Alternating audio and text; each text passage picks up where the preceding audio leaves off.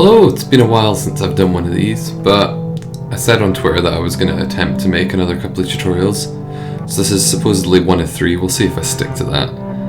I thought I'd try a new format as well to see if it was any different to the 60-second format, but I think I actually prefer the 60-second one based on how this one was to edit together.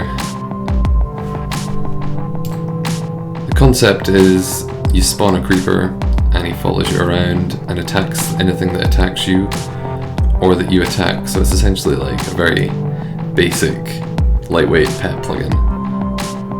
And we call the creeper Teddy just because.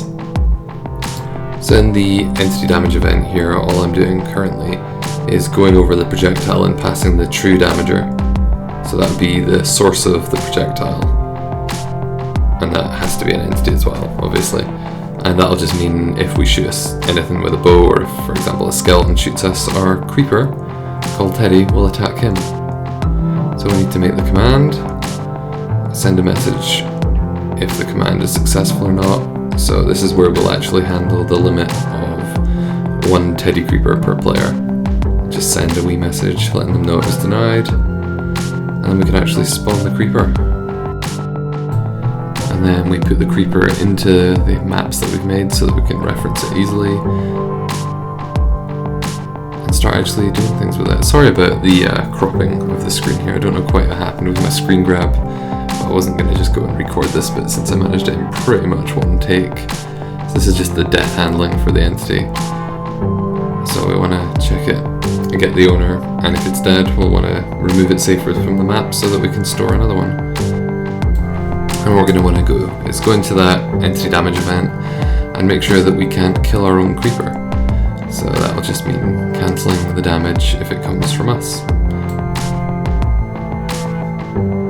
And then obviously we want to make sure that the creeper doesn't target us when we're standing next to him. We just need it to follow us around, which we're going to do by teleport later.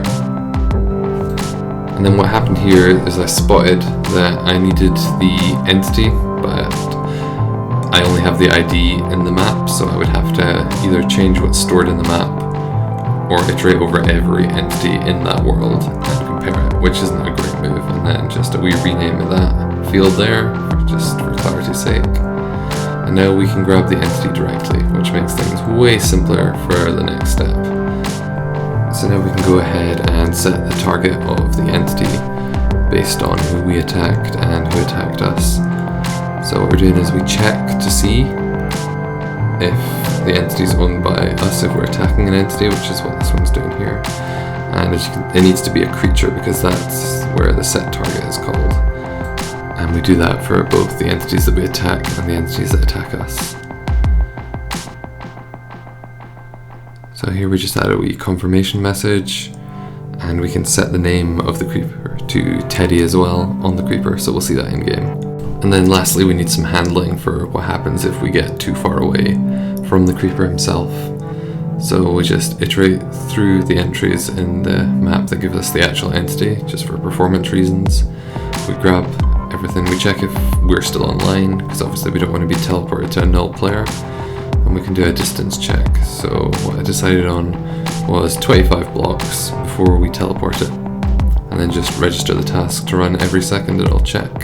And as it turns out, the entity death event isn't fired for when creepers explode. And with that handled, we can jump in game, spawn ourselves a Teddy creeper, and watch him in action. Play us out, Teddy.